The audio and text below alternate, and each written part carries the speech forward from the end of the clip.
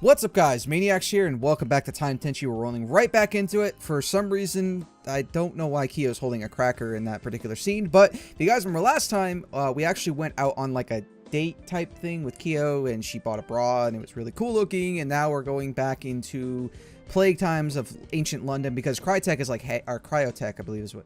The bad guys are trying to do something. We have no idea yet. So obviously these girls have to go and jump into their absolutely no clothing and have their boobs grow so that we can go stop this. So, and here we are. Gosh, what happened here? Rose stepped over to the building in front of her, seeing the destruction. It had been largely reduced to a pile of white ash, its remaining beams blackened and charred. That's probably where they threw a bunch of dead plague victims and burned the building down. Might be the work of Cryotech. I'll keep an eye out while you investigate. Good plan. How many times have they gone back through the time window?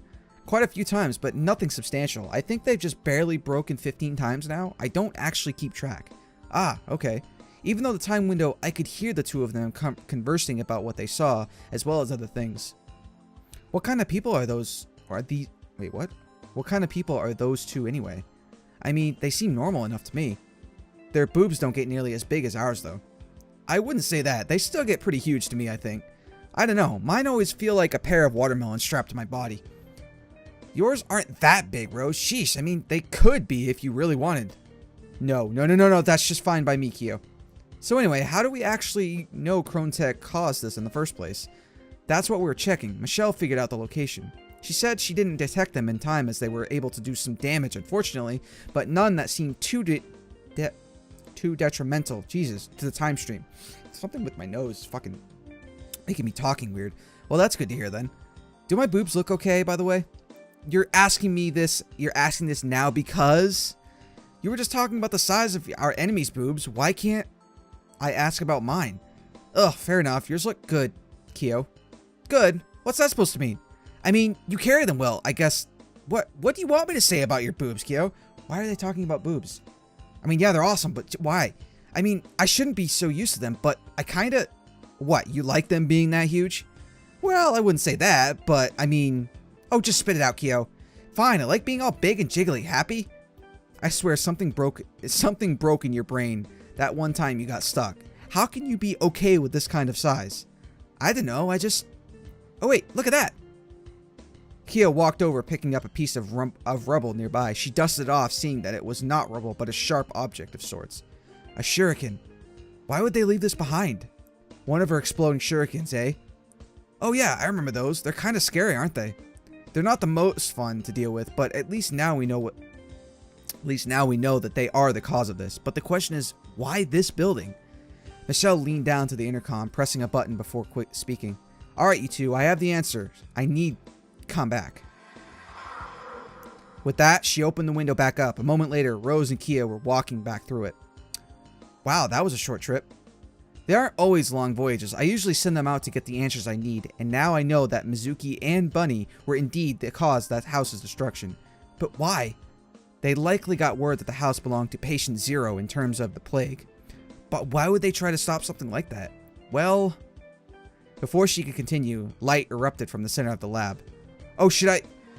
Oh, that's not good. Nah, stick around. It wasn't that long of a trip, so it shouldn't... Woo, Kenji's here. Kenji's here. Okay. Then again, maybe not. Oh, hey there, Kenji. How are you doing? The tones of their voices were so different from just a moment ago. It was hard to believe that they were the same people. Come on, Kenji. Let's go to my room and hang out. Heh. No, let me. Enough, both of you. Michelle quickly separated all three of us, looking at us with a stern face. She looked at me, noticing Kiyo's puppy dog eyes and Rose's hand on her hips, glaring back. Ugh, fine, just don't make too much of a mess that I have to clean up, okay? Wait, what? Yay! Kiyo happily... Is this seriously about to happen? Kiyo happily dragged me out of the lab and towards Rose's room, Rose trailing not far behind. I remembered Michelle's words and couldn't help but feel my nerves racking up. While nothing too bad could happen, I could only imagine what they had in mind. Suddenly, I was in Kiyo's room with Kiyo as well as Rose. They shut the door and locked it, both looking at me with a foggy yet desiring look. I had to admit, I was excited, if not just a bit nervous and anxious about what they had planned. Suddenly, Kiyo whipped off her top, leaving her completely exposed. I yelped and turned my head. Okay. That's, Okay, by the time I turned again, I noticed that she was actually wearing a bra, if a very inadequate one. Rose had done the same, and there I was with two half-naked women, their breasts the size of their heads, if not a bit larger. Oh, it's no fun when they go back down. To you, maybe. They're so heavy, my back hurts. You always complain, Rose. You're so not fun sometimes. Kenji, get over here. But Before I could get any time to react, Kyo took my hand and thrust them upon her chest. I jumped, feeling my palms sink into their surface. They feel nice, don't they? I feel awkward reading this. But fuck it, let's continue. I've never been able to get a good answer from Rose, so I wanted your thought. They're nice and soft, right? Yeah, soft, right? Squishy. Uh-huh. At this point, controlling myself wasn't exactly easy, but remembering Michelle's death threat helped keep me grounded. Yet all I could do was stare down the vast canyons of cleavage. Jesus Christ. Vast canyons of cleavage that wasn't all that far away from me at this point, and how my fingers sunk into their surfaces. Ugh, fine, my turn. Once again, I was taken by the hands, and this time Rose sunk my hands deep between her considerable assets. Instead of on top of them like Kyo had, she squeezed them together, the flesh spilling atop her overtaxed clothing. Whoa, okay, well then, what was I supposed to say right now? These were two essentially drunk women who were shoving my hands into their boobs. What exactly was I supposed to do? As if to answer my quandary, the door burst open, Michelle looking in with a harsh gaze as usual. Looking at the scene before her, she sighed, then took me by the shirt collar. Alright, yeah, you're done in here. Say goodnight, girls. Night, Kenji. Night. Ugh. They're still together in there. Yeah, I don't mind if they fool around with each other in the sense... Okay. That was slightly awkward. Yeah, I don't mind if they fool around with each other in there since they're both in that state of mind. Last thing I need to do is put someone in sober senses in the middle of that. She almost tossed me in my room, but I could tell she was trying to be a bit gentle. You should be thanking me. Okay, why exactly would I be doing that? As much fun as that may have been, their brains could have easily overloaded and they could have started tearing you apart. You're not serious, are you? Okay, maybe I'm exaggerating a bit, but still, seeing those two just throwing themselves on you like that isn't exactly something that I approve of. But I thought you said, yeah, well, I was wrong. One more minute in there and you'd be lucky if they were still clothes on anyone. Again, not seeing the downside of this situation. Alright, thanks a lot then, Michelle. Do you respect them or not? Are you devolving into a sex monger like so many others? No, I mean, I don't know, it just seemed like... Keep your wits, keep it in your pants, and most of all, keep an eye out, alright? It's bedtime. Get some rest. Buzzkill! She seemed to dismiss any of my questions, leaving me more confused than before. What did she want from me? I wasn't exactly going to do anything further than what I was already doing, but if what she said was true, then... Ugh. I may be respecting their personal space and all, but a bit of fun was nice to have once in a while. Did it make me a hypocrite, or just a standard male with male wants? In this day and age, it was hard to tell what the right thing to do was anymore. If you do what I just did, you're sick, disgusting trash. If you respect a woman and treat her well, you're badmouth and treated like a complete sap or wuss. No, treating women right is the correct way to do it. Being a douchebag is not the right way to do it. I hate that shit. Now, obviously, okay, being a dude, I will admit that would be a fucked up situation, but realizing that they're drunk, it still isn't right to do it, regardless of what they think. It's still not right. It's like, again, it's like literally getting a girl drunk and then having sex with her like that. It's not the right way to do it. That's bullshit. She wants to have sex with you. It's up to her, not up to how much alcohol she's consumed. It was frustrating. I didn't want to think about it. After about an hour of lying in my bed alone, mulling over the thoughts, I heard my door creak open. I looked behind me, seeing Kyo in her normal outfit, her chest still swollen. She was smiling. Oh, hey Kyo, how you feeling? Fine, sorry about before. We didn't mean to scare you or anything. Oh no, it's fine, you didn't. It was just a lot at once. Yeah, they were pretty huge, aren't they? I mean, that wasn't what I was referring to, but yeah, they're pretty huge. Thanks. She swung them around proudly, looking back up at me, walking into my room and closing the door softly. Okay, just going right back to this, huh? Before I knew it, she had Before I knew it, she had once again removed her dress and was sitting at the foot of my bed, leaning forward so her cleavage spilled outwards in front of me. Want to know a secret? And this is the real Kyo talking, not the one that was here before, I promise. Sure. I kinda like them this big. Really? How's that? I don't know. I know most women would hate to have them in huge because they get in the way and they're heavy and they get you all wrong in attention. Get you all the wrong attention, and I don't know, I just don't mind them at all that much. They make me feel like I stand out for once. We sat there in silence for a bit. Stand out? What, so before them you never... Not really. I was the wallflower type back in high school and college. People passed by without a second thought. I kept to myself, so didn't they. So that they didn't help. So that didn't help. But with these, she pointed at her extraordinarily sized gifts. They made me feel like I could stand out. Heck, even... Jesus Christ, sorry. Heck, even when they were back at their old size, I felt so much more confident then. I usually did, and, well, I wouldn't mind if... She stopped mid-thought, looking behind her at the door. I should go before I get you in trouble with Michelle. Thank you for hearing me out, Kenji. Of course, Kyo. If you ever need to talk, I'm here. With that, she smiled, getting off my bed before slipping back into her dress and stepping out of the door, slowly closing the door behind her on the way out.